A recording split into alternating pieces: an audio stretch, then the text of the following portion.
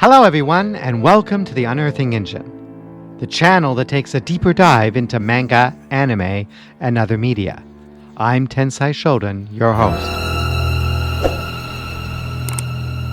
Before we get started, remember to like, subscribe, and turn on that notification bell. Thanks a lot.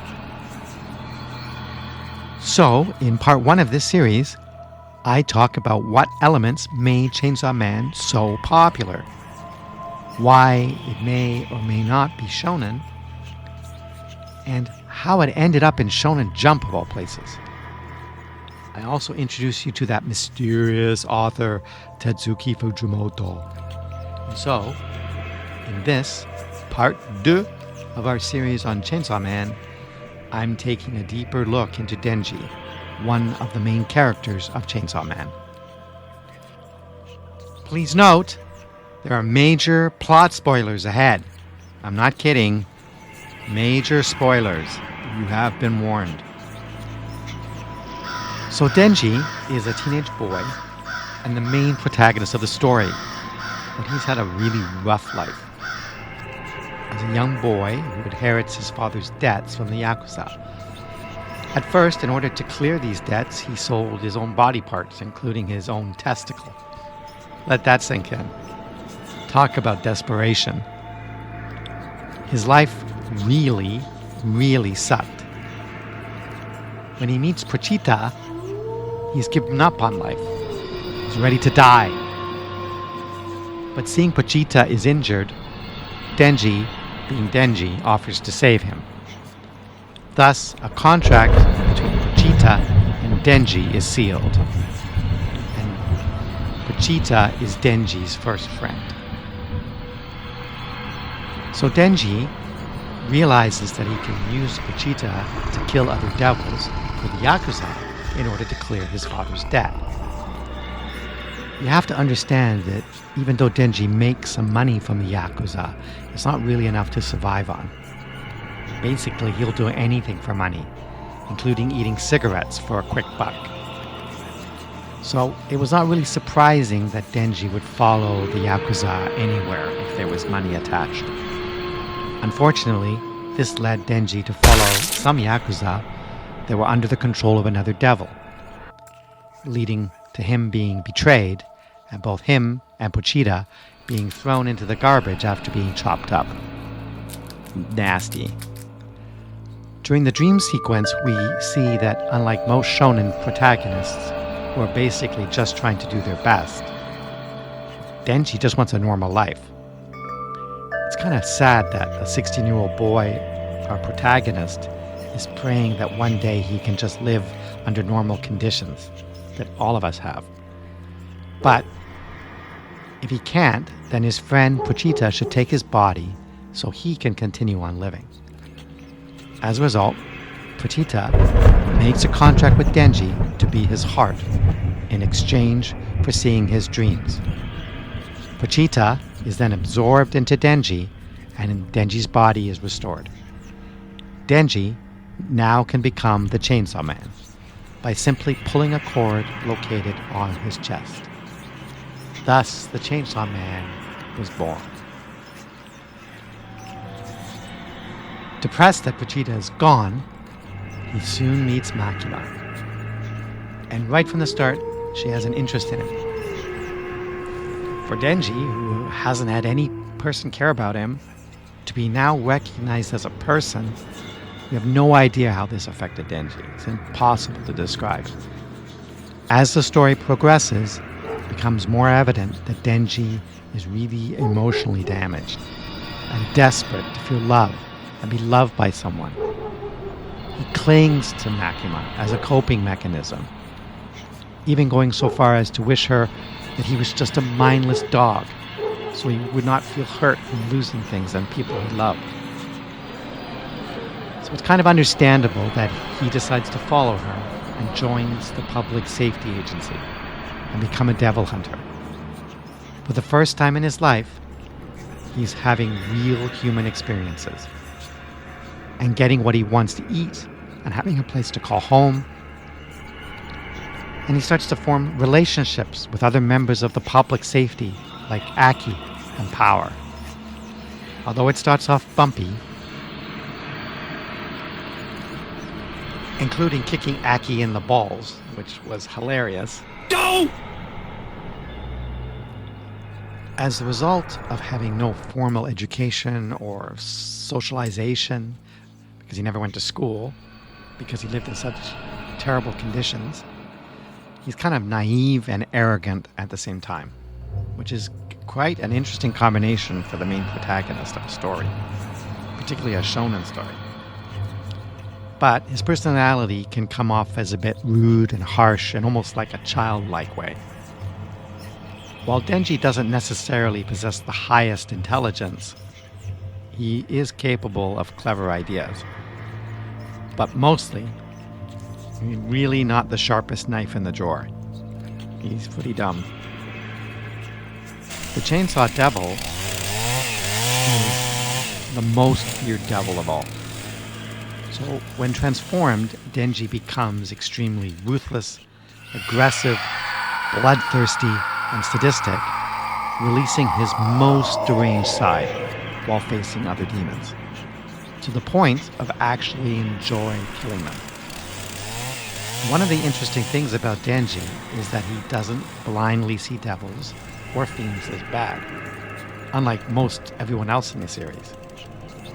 I kind of find it interesting that this crazily strong chainsaw devil is hosted in the body of a boy who's kind of holding back his humanity. We see early on in the series that he doesn't really care if he's killing a human or a devil, as technically he's both. And as Denji learns about his new job, we get introduced to Himeno, who is technically the first person to establish a friendship with Denji. Sadly, the very next day, she sacrifices herself to protect her team to the Ghost Devil, unlocking its full potential and destroying herself in the process. This leaves Denji alone again to confront a remnant of his past. That being the grandson of the Yakuza that raised Denji, Katana Man. After the first round, which didn't go so well, we see Denji questioning if he's a bad person for not feeling bad about Himeno's death. This is a really great moment that sets up what's to come later, showing that Denji really doesn't have attachments to anyone at this point, and he's questioning, is this normal? We do start to see changes in Denji in round 2 of Denji vs. Katana Man, where he's gotten much stronger thanks to the work of Kishibe. But he was also able to demonstrate how he could incorporate things he learned in the first fight to completely outsmart his opponent. I also like that here that we see Denji trying to protect innocent people and realizing it's actually not necessary to cause collateral damage to win.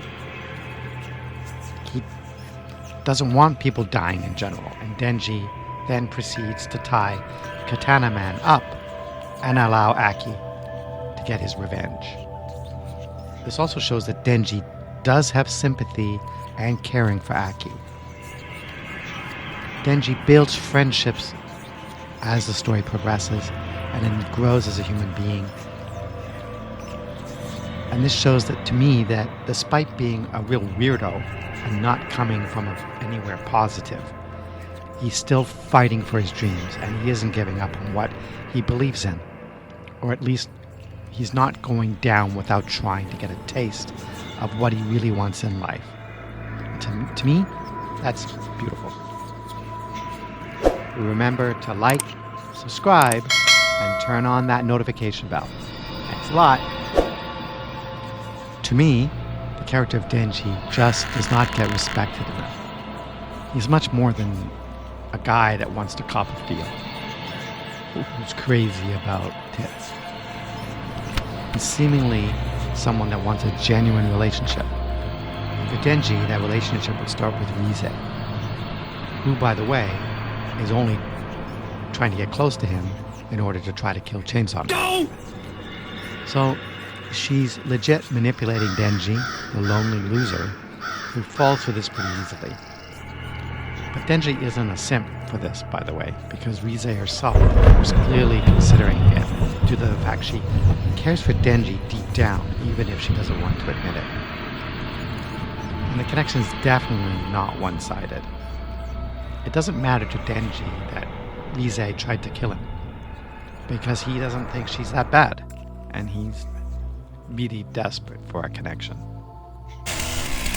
At this point in the manga, Denji still has a kind of fine line between his human and devil sides. But all of this begins to change once we enter the Darkness Devil arc. To make it kind of short, the Darkness Devil nearly killed all of Denji's friends right in front of him. He tried to fight, but he really couldn't do anything. We then see one of the Darkness Devil followers gain a tiny bit of power from the Darkness Devil, which was more than enough to kill Denji. While fighting this beast, we see that it tries to kill innocent people and tries to overwhelm Denji specifically. I think this is a kind of great way to show not only that there are different stakes in a fight, but it also gives us a preview on what Denji would soon become. A merciless, murdering machine doing nothing but clearing everything in its path. But in this fight, we see Denji trying to be the light of people, by literally lighting himself on fire to weaken the Darkness Devil, whose strength is amplified by darkness. Again, showing that the Chainsaw Man is the spark of light at the end of the tunnel that keeps shining. But this is where we get into Denji's arguably biggest struggle. That's accepting that Makima actually never really cared about him from the very beginning.